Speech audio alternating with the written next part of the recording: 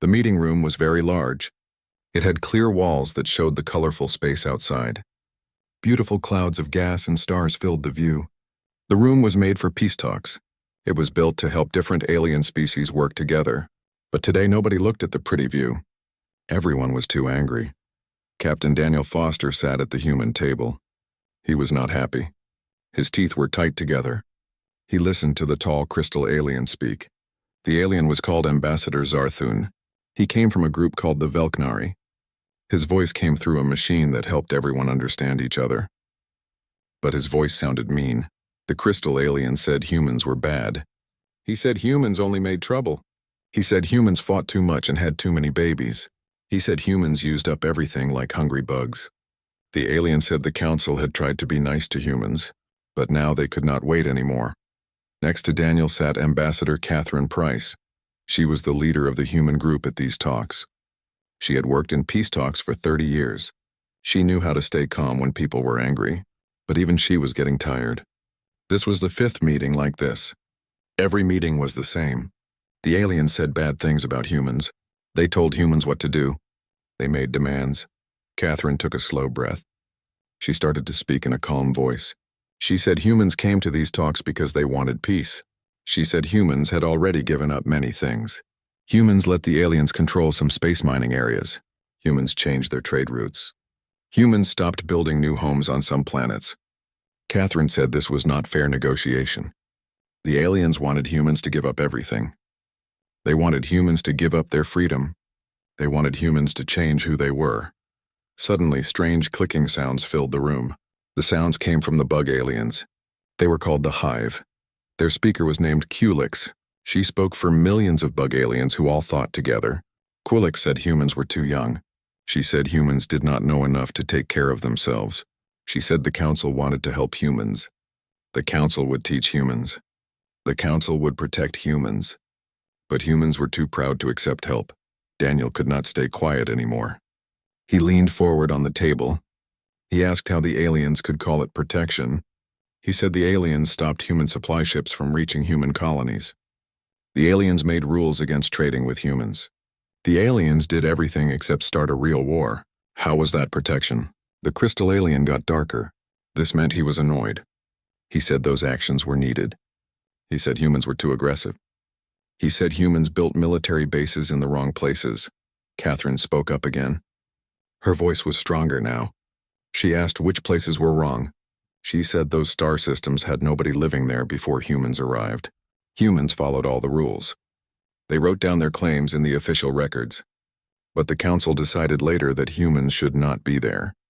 The council made up new rules just to stop humans. Now everyone started talking at once. The room filled with alien voices in many languages. Other alien groups added their complaints. One group said humans stole science secrets. Another group said humans went to their holy places without permission. Another group said human spaceships had too many weapons for a peaceful species. Catherine looked at Daniel. They did not need words. They both understood. The humans came here hoping for a fair chance. They wanted to prove humans could be good neighbors in space. Instead, they found only fear and hate. The aliens said they were worried about humans. But really, they just wanted humans to go away or do exactly what the aliens wanted. Catherine stood up. The room became quiet. Everyone stopped talking. Her voice was still calm, but now it was also hard like steel. She spoke to all the council members. She said humans came to these talks with hope. Humans believed that smart thinking and respect could fix their problems. But now it was clear. Nothing would ever be enough for the aliens. The aliens did not want humans to change. The aliens wanted humans to disappear. She stopped talking for a moment. She wanted everyone to think about her words. Then Catherine said humans would not be slaves. Humans would not give up their freedom to a council that saw them as children or bugs. Starting right now, the human government was leaving these talks. No more meetings. No more trying to make peace with aliens who did not want peace. The room exploded with noise. Aliens jumped up from their seats. They shouted in many different languages. The translation machines could barely keep up. But Catherine did not care about the noise. She picked up her computer tablets. She turned to leave. Daniel stood up and followed her. As they walked toward the door, the crystal alien's voice boomed over all the other sounds. He said Catherine would be sorry. He said the galaxy did not forgive when someone refused to obey. Catherine stopped at the door. She looked back at all the aliens. Her face did not show her feelings. She said maybe the aliens were right. Maybe humans would be sorry. But she also said humans do not forgive either. Humans remember when someone treats them badly. Then the human ambassadors walked out. The door closed behind them. The council was left alone in the meeting room. They had to think about something new. They had to think about a galaxy where humans did not cooperate anymore. They had never imagined this would happen. Outside the meeting room, Daniel and Catherine walked down a long hallway. Their footsteps echoed in the quiet. Daniel asked Catherine if she thought they did the right thing. His voice was soft. He sounded worried. Catherine kept walking. She did not look at Daniel when she answered. She said she did not know if it was right, but she knew it was necessary. She said humans could not keep giving things away. They could not keep accepting insults and unfair treatment. Sometimes you have to stand up for yourself, even when it is scary.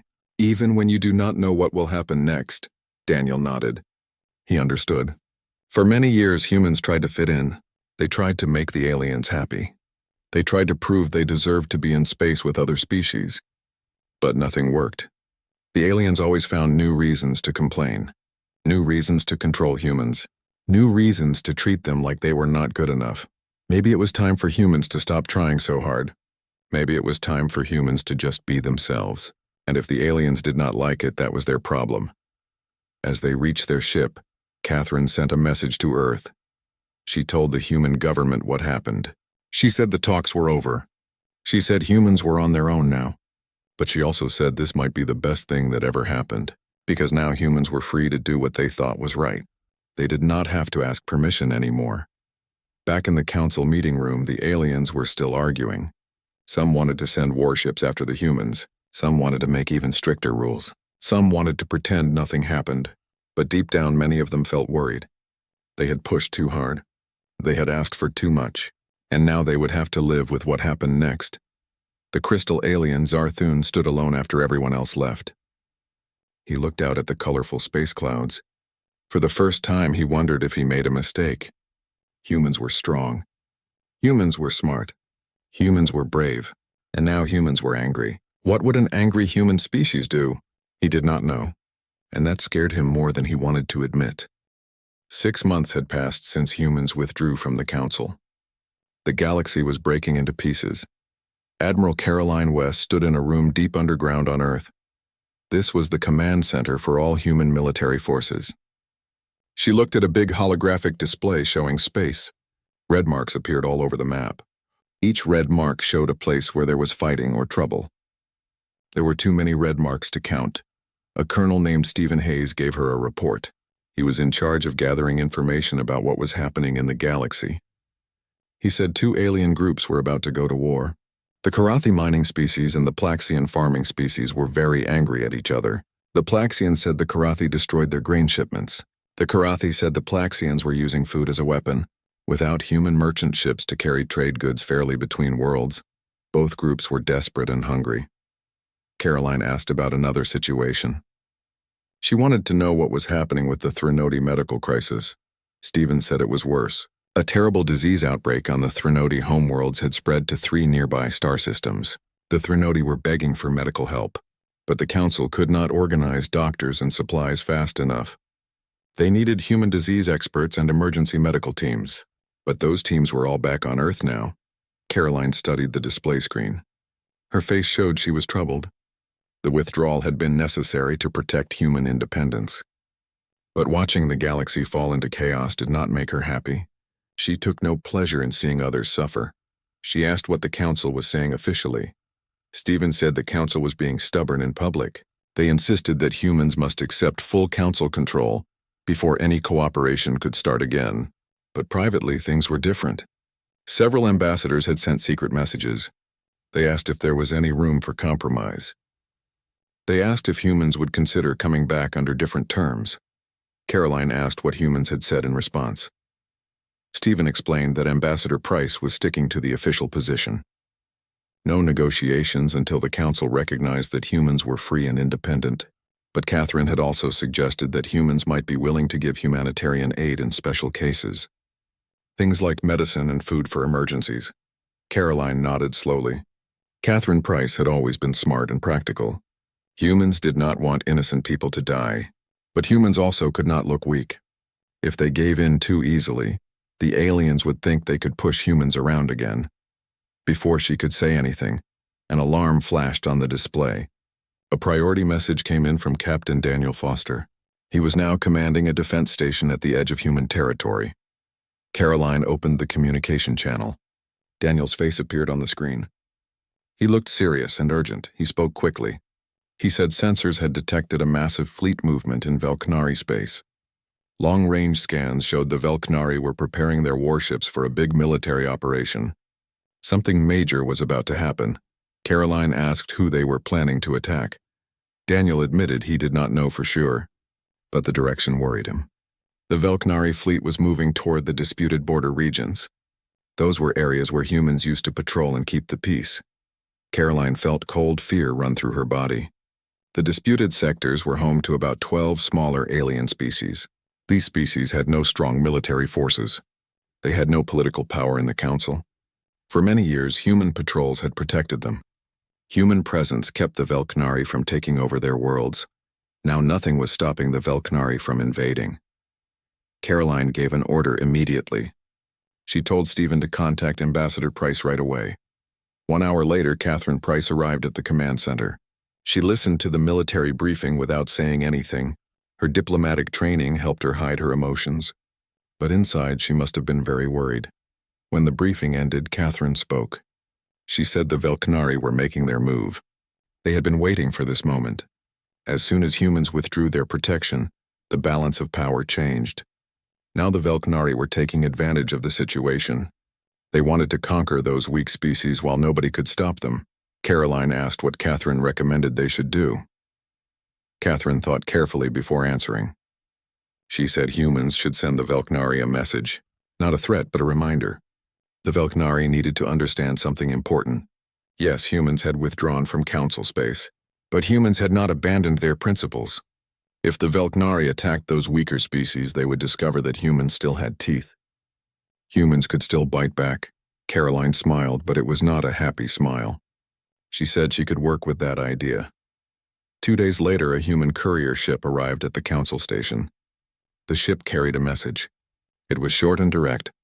The message was addressed to Ambassador Zarthun and all the members of the Galactic Council. The message said humans had noticed military movements in the disputed sectors. They were concerned. Humans respected the Council's authority inside its recognized borders, but humans would not stand by and watch if someone committed aggression against independent species. Humanity withdrew from the Council to protect their own freedom. Humans would not allow others to lose their freedom either. The message ended by saying the Council should choose its next actions very carefully. Both Ambassador Price and Admiral West signed the message. Zarthun read the message 3 times. His crystalline body flickered with worry and frustration. The humans were drawing a line. They were saying this far and no further. But more than that, humans were exposing the Council's weakness. Without human military support, the Velknari had become bold and aggressive. Now humanity was making it clear that any Velknari expansion would be met with force.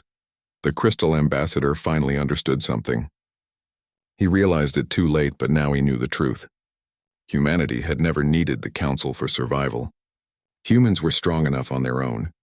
But the Council needed humanity desperately.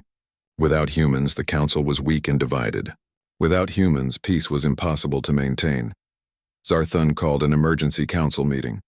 He showed them the human message. The reaction was mixed. Some ambassadors wanted to ignore the warning. They said humans were bluffing.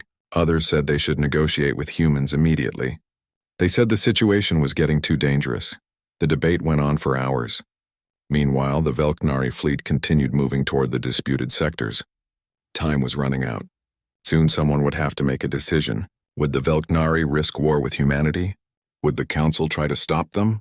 Or would everyone just wait and see what happened? In human space, preparations were underway. If the Velknari attacked those innocent species, humans would respond. Admiral West made that very clear to all her commanders. Human ships moved into position near the border.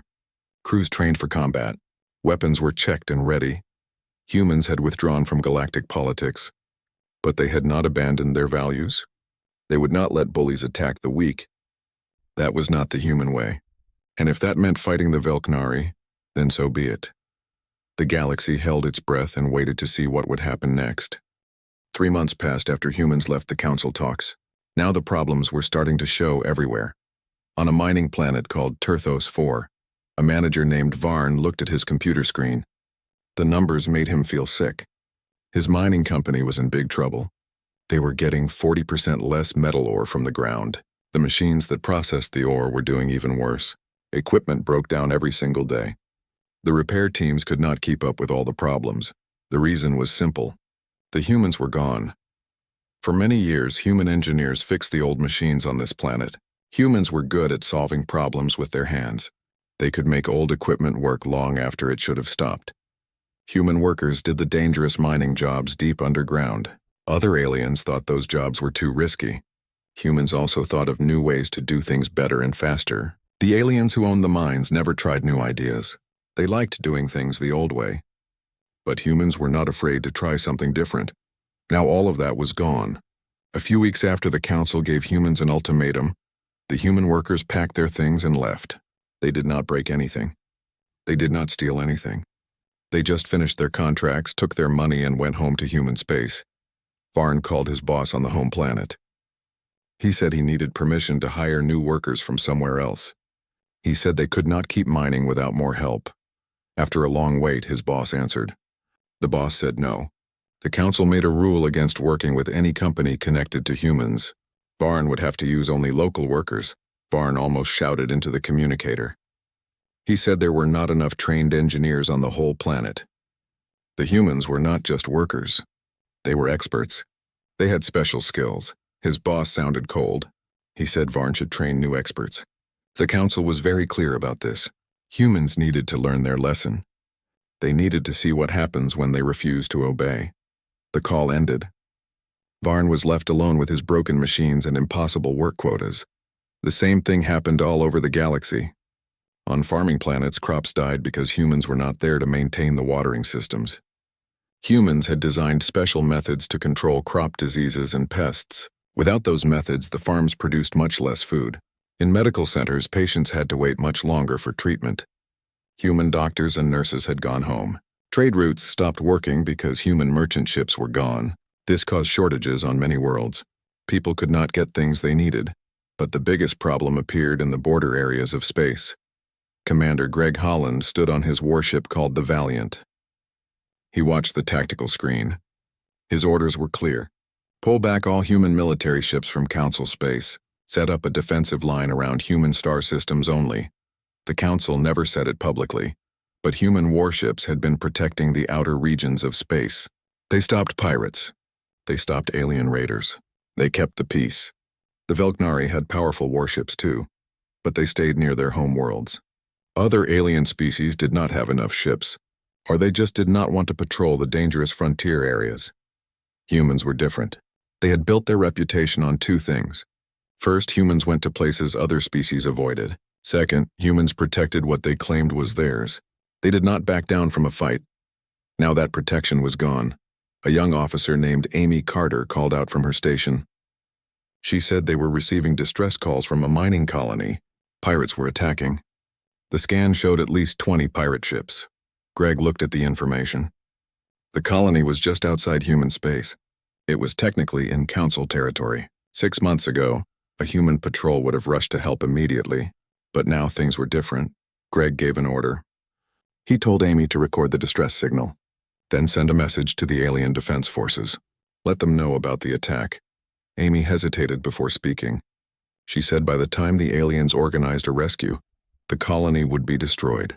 Everyone there would be dead or captured. Greg's voice was hard. He said he knew that. But those were not their orders. The Council made it very clear they did not want human help.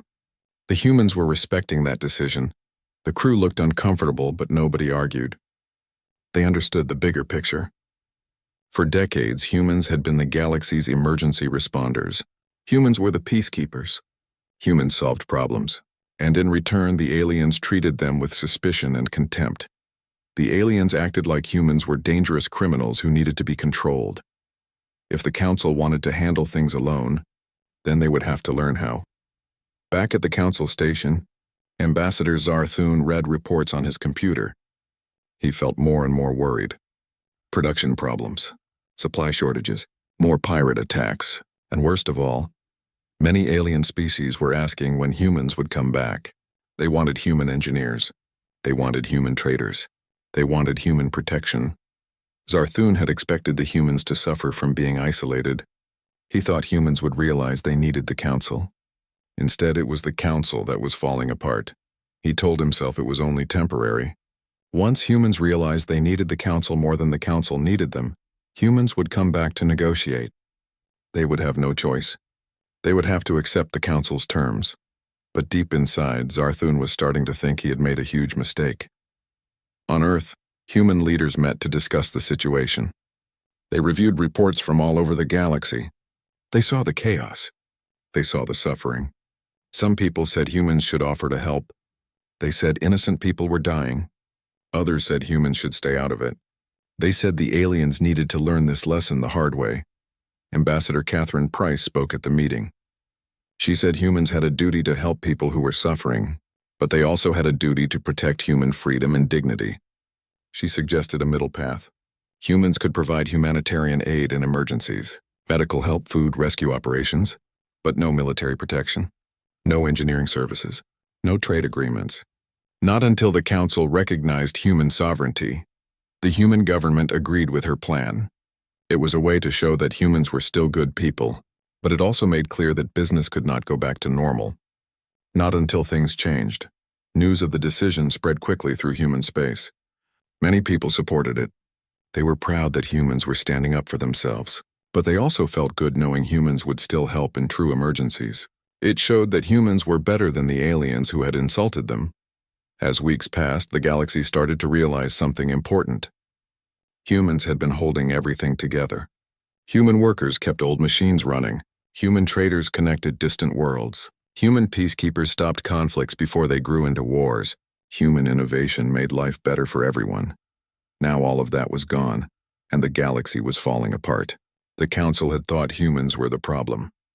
But it turned out humans were the solution, and without them, nothing worked quite right anymore. The Velknari attack came without any warning. 3 peaceful colonies fell within just a few days. The people living there were called the Serene. They were a peaceful species with no army or weapons.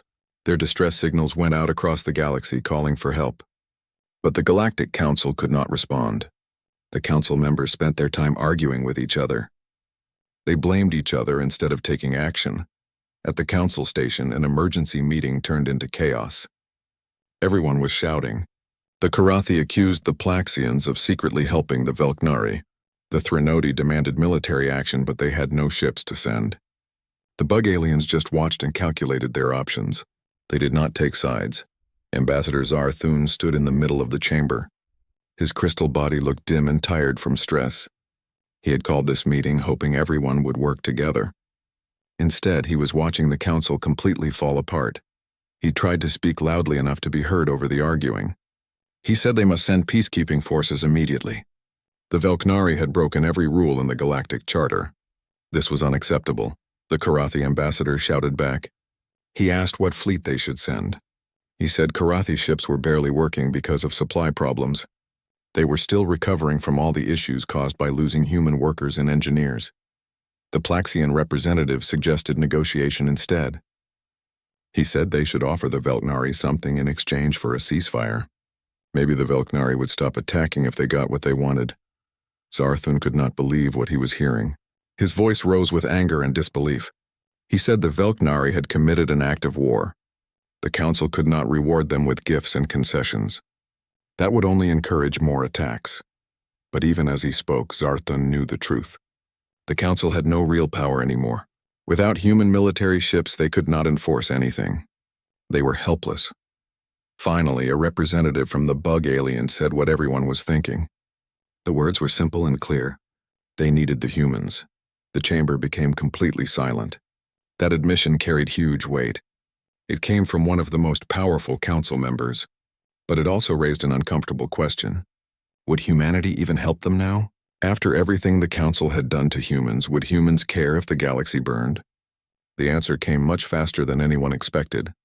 Captain Daniel Foster stood on the bridge of his warship, the Valiant. He watched the tactical display showing the situation. The Velknari occupation forces now controlled all 3 serene colonies from orbit. They were landing troops on the surface. The invasion had begun. Lieutenant Amy Carter looked up from her console. She announced that new orders had just arrived from Earth Command. Human forces were authorized to intervene. They could help the serene people. Daniel felt a wave of relief wash over him. He had hated standing by while innocent people suffered. Finally, they could do something about it. They could help. He asked what the rules of engagement were. What were they allowed to do? Amy explained the orders. Human ships would establish a defensive barrier around the serene colonies. They would warn the Velknari to leave. If the Velknari refused or opened fire, humans were cleared to use whatever force was necessary. Admiral West had been very specific in her instructions. Humans were not trying to start a war, but they would not tolerate attacks against defenseless populations. Daniel allowed himself a small smile. That sounded exactly like Admiral West. She was principled but also practical. She knew when force was necessary. He gave the order to his crew. Signal the entire human fleet. All ships should jump to the disputed sector immediately. Everyone should go to battle stations and prepare for combat. The human fleet appeared in a spectacular display of energy and light. 15 powerful warships dropped out of faster-than-light travel. Led by the Valiant, they formed a defensive line between the Velknari forces and the occupied colonies. Daniel opened a communication channel that would reach all the Velknari ships. He spoke clearly and calmly. He identified himself as Captain Daniel Foster of the Terran Defense Force. He told the Velknari they were conducting an illegal military occupation of free territory. He gave them 1 hour to withdraw all their forces. If they did not leave, humans would take defensive action to protect the serene people. The Velknari response came quickly. The voice of their admiral was full of contempt and arrogance. He said human presence was unauthorized. The Council had no authority here, and neither did humans. He ordered humans to stand down or be destroyed. Daniel glanced at Amy. She was already running combat simulations on her computer. She showed him the results. The Velknari had more ships, but human vessels were faster and could turn more quickly. More importantly, human crews trained constantly for real combat. The Velknari were used to intimidating weaker species. They were not used to fighting someone who could fight back. They were about to learn a painful lesson. Daniel replied to the Velknari admiral. His voice stayed calm and professional. He said the admiral was correct that the Council had no authority in this situation. But the serene people had asked humans for help. Humans were honoring that request. The admiral had 59 minutes left to make his decision. The hour passed in tense silence. Both fleets watched each other carefully. The Velknari made no move to leave. They clearly expected humans to back down. After all, the Velknari outnumbered humans 2-1. When the deadline passed, Daniel gave his orders. All human ships were now free to engage. Their primary target should be the Velknari command ship. Aim for engines and weapon systems. Try to minimize casualties if possible, but make it absolutely clear that humans were serious about this. The battle was short and intense. Human ships moved through the Velknari formations like they were dancing. Their weapons struck with incredible precision. Velknari engines stopped working. Their weapon systems went offline. The Velknari had never fought an opponent this skilled. They had never faced warriors this fierce. Their formation broke apart. Ships scattered in confusion and fear. Within 2 hours, the Velknari admiral transmitted his surrender. His fleet was crippled. His invasion was over. News of the human victory spread through the galaxy like fire. Everyone heard about it within hours. Humanity had been dismissed by the Council as reckless and primitive. But humans had just decisively defeated one of the most powerful military forces in known space. And they had done it while defending a species the Council had abandoned. The message was clear and unmistakable. Humanity did not need Council approval to do what was right. In the Council chamber, the mood changed completely. Fear replaced arrogance. Respect replaced contempt. The aliens had learned something important. They had learned it the hard way, but now they knew. Humans were not to be underestimated. Humans were not to be pushed around. And most importantly, humans kept their promises. When humans said they would protect the innocent, they meant it. Ambassador Zarthun sat alone in his office after the news arrived. He felt ashamed and worried.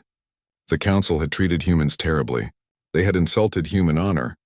They had tried to control human freedom. And what did humans do in response? When innocent people needed help, humans came to rescue them anyway, even though those people were part of the galaxy that had rejected humanity. Zarthun realized something profound. Humans were better than the council ever was, and now somehow he had to find a way to make things right. After the battle in the disputed sector, everything changed in the galaxy. Ambassador Zarthun stood alone in his private rooms on the council station.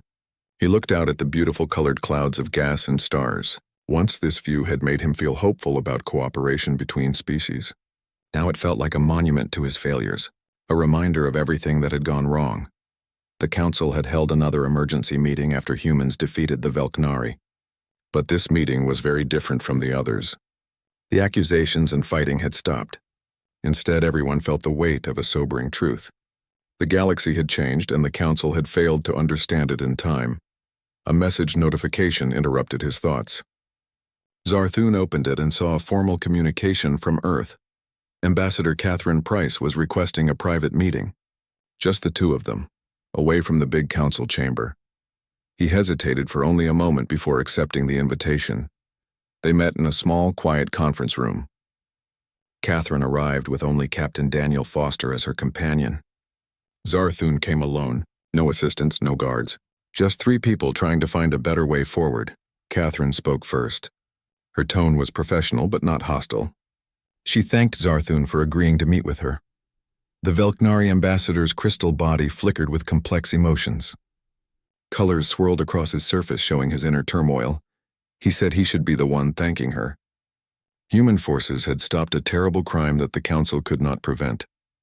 He owed humans at least an acknowledgement of that fact. Catherine nodded, appreciating his honesty. She said humans did not intervene to embarrass the council. They did it because it was the right thing to do. The Serene people deserved protection, and humans were in a position to provide it. Zarthun spoke carefully. He said that raised an important question. What happens now? The council was broken and divided. The Velknari had been humiliated in battle, and humanity had proven it could act alone whenever it chose to. Catherine answered directly. She said what happens now is that everyone finds a better way forward. The old system was broken. The council had treated humanity as a problem to be managed. They treated humans like dangerous children who needed to be controlled. That had to change completely. Daniel spoke up for the first time. He said humans were not asking for special treatment or special privileges. They were asking for equality. If the council could accept that basic principle, then maybe humans and aliens could work together again. Zarthun remained silent for a long time. He was processing everything he had heard. Finally, he found the words to respond. He said he could not speak for the entire council. He did not have that authority, but he could tell them that many council members had realized their mistakes.